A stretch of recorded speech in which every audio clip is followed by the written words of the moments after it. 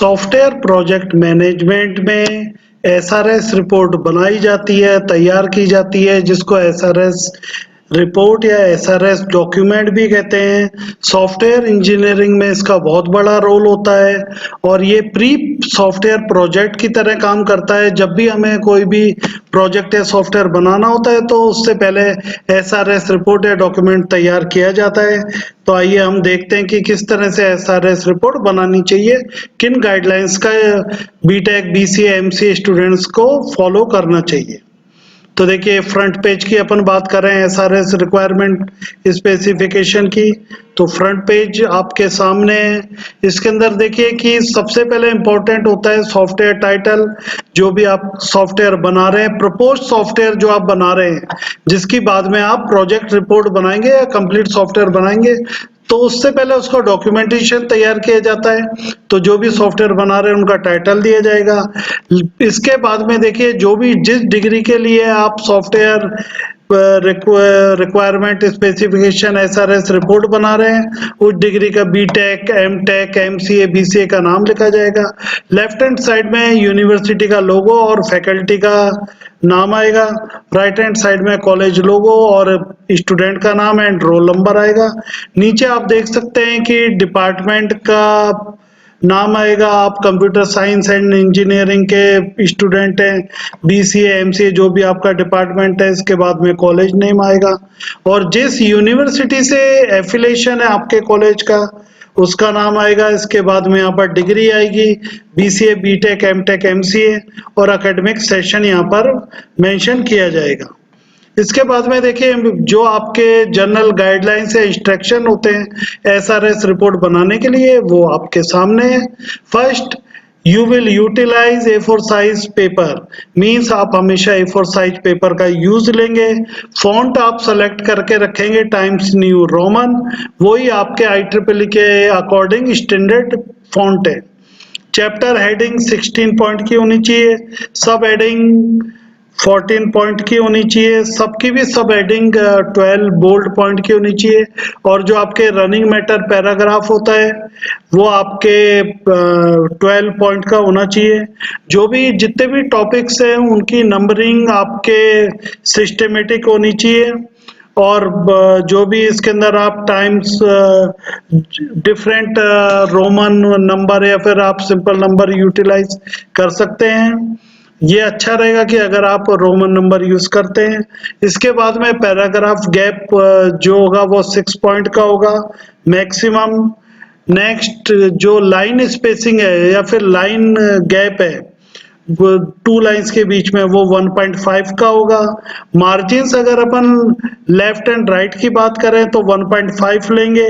Top and bottom की बात करें तो 1 इंच पे अपन मार्जिन लेंगे। इसमें नोट करने की बात यह है कि देखिए, जब भी आप एसआरएस डॉक्यूमेंट या रिपोर्ट किसी भी कॉलेज में सबमिट कराते हो तो आपको पीपीटी बनानी पड़ती है। पीपीटी भी आपके देखिए 10 स्लाइड उसके अंदर होनी चाहिए। और जो आपके प्रोजेक्ट रिपोर्ट बनती है, एसआरएस रिपोर्ट बनती है, उसके अंदर आपके 11 to 20 पेज की आपकी एसआरएस रिपोर्ट होनी चाहिए। तो आप पीपीटी तैयार करेंगे। एक हार्ड कॉपी, जनरली कॉलेज वाले एक हार्ड कॉपी मांगते हैं, वो आपके स्पाइरल बाइंडिंग होनी चाहिए। और जो फर्स्ट पेज है वो आपके कलर होना चाहिए। प्रोजेक्ट फॉर्मेट की बात करें या फिर इंपॉर्टेंट पॉइंट्स की बात करें तो देखिए, acknowledgement, declaration, indexing, introduction, hardware software requirement, DFD, flow chart या diagram, input and output screen shot and bibliography. Important point है जो प्रोजेक्ट फॉर्मेट में किस तरह से कवर किए जाएंगे वो हम आपको बताएंगे। देखिए, सबसे पहले मैं एक्नॉलेजमेंट का फॉर्मेट दे रहा हूं, इसको ध्यान से देख लीजिए। इसके अंदर देखिए, आप सेकंड लाइन में देखेंगे, आप अपनी क्लास लिखेंगे, ईयर लिखेंगे। इसके बाद में प्रोजेक्ट कोऑर्डिनेटर का को आप प्रोफेसर, डॉक्टर, एमआर, एमएस जो भी है उसका नाम, designation, department, university name, city name mention करेंगे। इसके अलावा आपके प्रोजेक्ट गाइड है, कोड गाइड है, उनकी भी जो फुल आपका स्पेसिफिकेशन होगा वो मेंशन करेंगे। इसके बाद में आप अपने प्रिंसिपल या डायरेक्टर को भी थैंक्स दे सकते हैं, और सभी फैकल्टी मेंबर या जिनको भी आप एक्नॉलेज करना चाहें वो आप एक्नॉलेज करेंगे। इसके बाद में नीचे लेफ्ट हैंड साइड में student name and roll number mention किया जाएगा। इसके बाद में देखिए डिक्लेरेशन होता है कि जो भी सॉफ्टवेयर आप बनाएंगे, प्रपोज सॉफ्टवेयर है वो आपका ही सॉफ्टवेयर है, तो यहाँ पर आप डिक्लेयर करते हो। एंटाइटल्ड में प्रोजेक्ट का नाम आता है जो भी सॉफ्टवेयर आप बना रहे हो। फिर यहाँ पर देखिए 20XX है, यहाँ पर आप सेशन लिखेंगे 2023-24 या फिर जो भी आपका सेशन है। फिर गाइड का नाम, डिपार्टमेंट का नाम, कॉलेज का नाम, सिटी का नाम, नीचे फुलफिलमेंट ऑफ डिग्री का नाम, फिर student sign, name and roll number या आईडी मेंशन किया जाएगा, और डेट भी आप लेफ्ट हैंड साइड में नीचे की तरफ देख सकते हैं। इसके बाद में देखिए टेबल ऑफ कंटेंट क्या क्या यूटिलाइज लिए जाएंगे एसआरएस रिपोर्ट बनाने के लिए। First introduction, objective of proposed software, scope of proposed software, software design, hardware specification, software specification, interface specification, user specification, input output screenshot, conclusion, bibliography, annexure. ये अपन utilise करेंगे SRS के table of content बनाने के लिए। अब इसके अंदर हम नंबर बाय नंबर देखेंगे कि किसमें क्या चीज आनी चाहिए। जब हम किसी भी प्रपोज सॉफ्टवेयर या सॉफ्टवेयर प्रोजेक्ट के इंट्रोडक्शन की बात करते हैं तो उसके अंदर आउटलाइन आनी चाहिए। जो भी आप सॉफ्टवेयर बनाएंगे उसकी किस तरह से आपने एक फ्रेमवर्क तैयार किया है वो आउटलाइन के थ्रू शो करेंगे। फीचर्स आप डालेंगे अपनी, जो भी आप ऐप बना रहे हैं, सॉफ्टवेयर बना रहे हैं या सोशल मीडिया या ई कॉमर्स साइट बना रहे हैं, ऐप बना रहे हैं, उनके फीचर डालेंगे। और लिमिटेशंस, आपको क्या प्रॉब्लम आ सकती है, लाइक फाइनेंशियल प्रॉब्लम आ सकती है, टेक्नोलॉजी इंपोर्ट की प्रॉब्लम आ सकती है, वो आप यहाँ पर मेंशन करेंगे।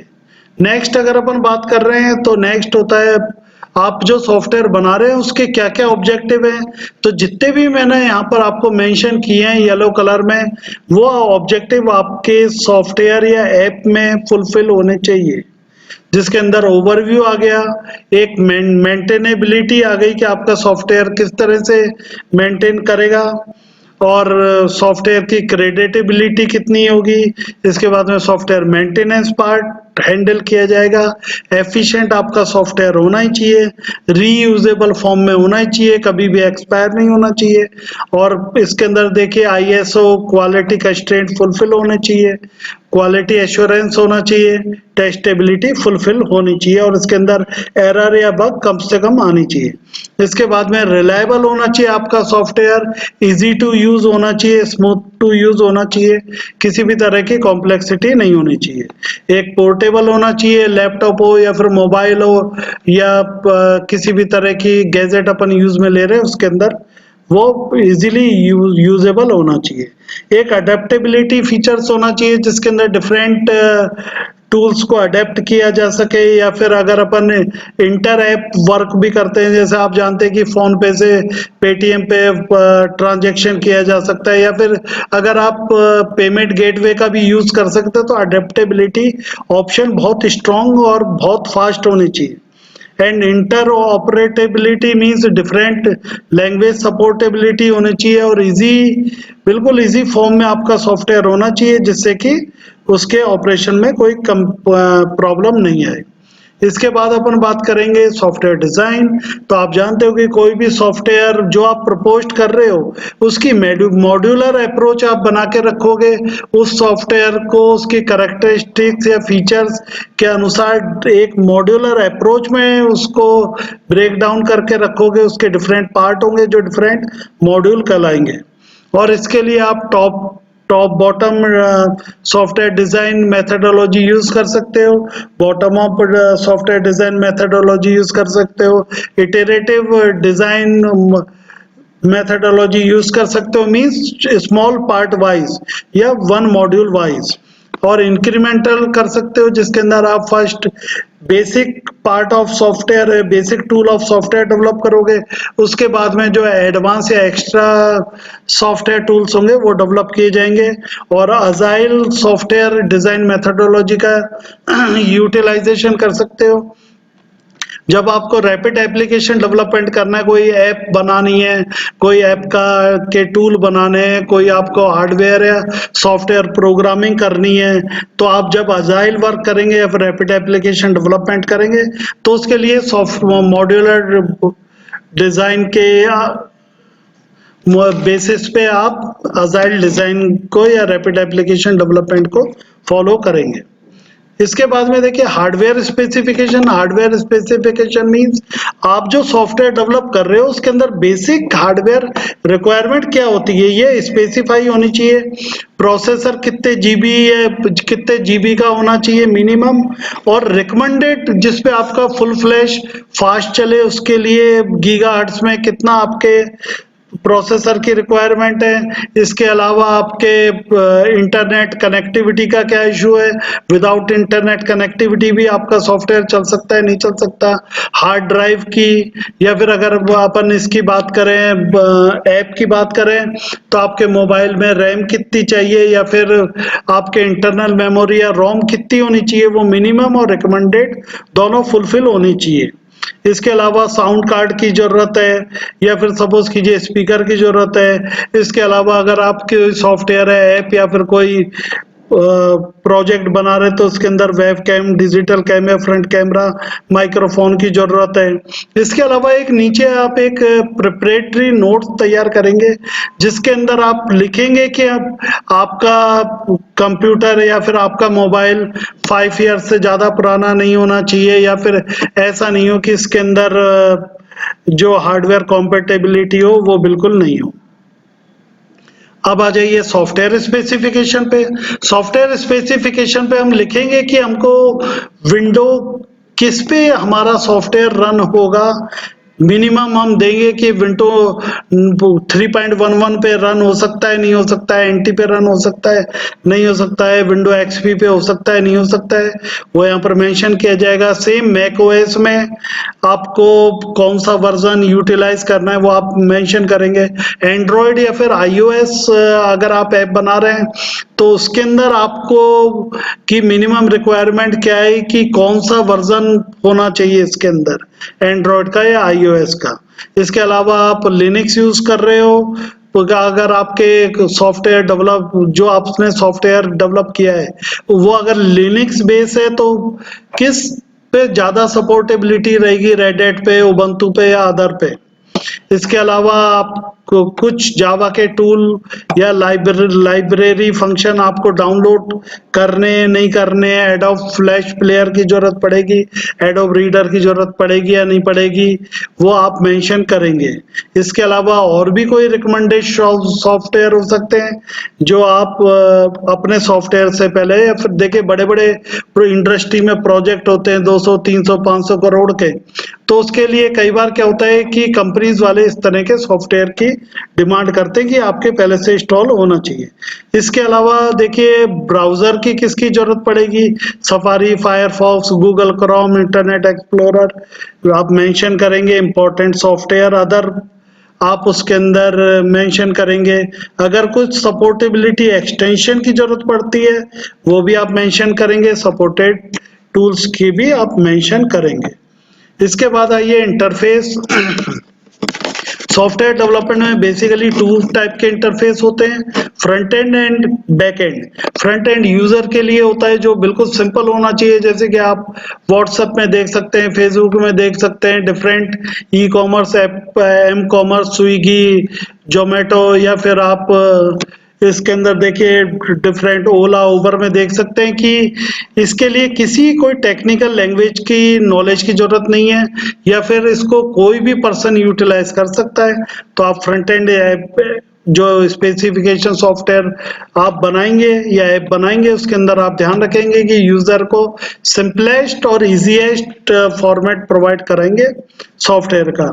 और बैकएंड की बात करें, जितनी कॉम्प्लेक्सिटी है, आप कौन सी लैंग्वेज यूज कर रहे हो, जावा यूज कर रहे हो, एंड्रॉइड यूज कर रहे हो, अनाकोंडा यूज कर रहे हो, पाइथन यूज कर रहे हो, या फिर आप रिएक्ट जेएस नेटिव जो कर रहे हो वो आप जानो, लेकिन यूजर को परेशानी नहीं होनी चाहिए, ये आप डॉक्यूमेंट में मेंशन करेंगे। दोनों इंटरफेस में फ्रंट एंड में आप किस लैंग्वेज को सेलेक्ट कर सकते हैं, हो सकता है बाद में चेंज हो जाए, लेकिन आप एक बार मेंशन करेंगे। इसके बाद में यूजर स्पेसिफिकेशन मींस किस टाइप के यूजर के लिए मैं काम कर रहा हूं, तभी अगर मैं सक्सेसफुल अपना सॉफ्टवेयर ऐप रन कराना चाहता हूं तो जरूरी है कि यूजर स्पेसिफिकेशन एनालिसिस किया जाए।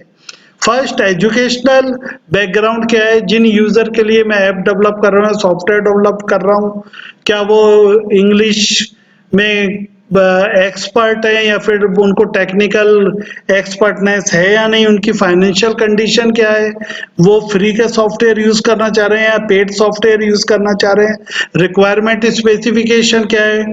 जैसे कि आप देख रहे हो जितने भी पॉपुलर हो रहे हैं, चाहे इंस्टा या फिर आप व्हाट्सएप ले लीजिए, फेसबुक ऐप भी ले लीजिए, या फिर अदर जितने भी आप देखते हैं कि मीशो और जितने प्लेटफॉर्म आप देखते हैं उसके अंदर यूजर स्पेसिफिकेशन बहुत ढंग से किया जाता है। तो आप एसआरएस रिपोर्ट में यूजर स्पेसिफिकेशन भी मेंशन करेंगे। आप इनपुट आउटपुट स्क्रीन शॉट कोई जरूरी नहीं होते हैं। अगर आप इनपुट आउटपुट स्क्रीन शॉट अगर HTML में या फिर किसी के अंदर भी अगर बना के तैयार रखते हैं फोटोशॉप में तो अच्छा रहता है। इससे प्रोग्रामिंग का मतलब नहीं है, यहाँ पर कोडिंग की बात नहीं कर रहा। आप इनपुट आउटपुट स्क्रीनशॉट एक जो भी आप सोच के चल रहे हैं, जो आपका सॉफ्टवेयर डेवलप होगा उसके अंदर आप यूटिलाइज करेंगे तो आपके लिए अच्छा रहेगा, और ये एसआरएस रिपोर्ट को डॉक्यूमेंट को सपोर्ट करता है। इसके बाद में आप लास्ट में समराइज्ड इंफॉर्मेशन देंगे अपने सॉफ्टवेयर की, जिसको कंक्लूजन कहते हैं। इसके बाद में देखिए बिब्लियोग्राफी आप यूज करेंगे, क्योंकि आप डॉक्यूमेंट तैयार कर रहे हैं, रिपोर्ट तैयार कर रहे हैं। आपने रेफरेंस में आपने किन किन साइडों का एनालिसिस किया है, किन किन रिसर्च पेपर का एनालिसिस किया है, किन किन रिपोर्ट्स का एनालिसिस किया है, कौन कौन से टूल आपने काम में लिए हैं, उनकी जानकारी आप देंगे। आप डेफिनेशन में बता भी सकते हैं अगर आप कोई ऐसा टूल यूज कर रहे हैं या फिर ऐसी टर्म यूज कर रहे हैं जिनकी जानकारी किसी को नहीं है। इसके अलावा एक्रोनियम्स एंड एब्रिविएशंस यूटिलाइज किए जाते हैं, जैसे प्रोफेसर की जगह PROF, डॉक्टर की जगह DR, DBMS की मतलब डेटाबेस मैनेजमेंट सिस्टम की जगह DBMS। तो ये हम एक्रोनियम्स और एब्रिविएशन यूज करते हैं। लास्ट में अनेक्स्चर, जिसके अंदर टेबल्स, जो डेटा फ्लो डायग्राम आपने बनाया है, चार्ट, ग्राफ्ट, इमेज, रिपोर्ट, इनको हम एनेक्स्चर के थ्रू शो कर सकते हैं। तो इन गाइडलाइंस के साथ आप एसआरएस रिपोर्ट या डॉक्यूमेंट तैयार कर सकते हैं।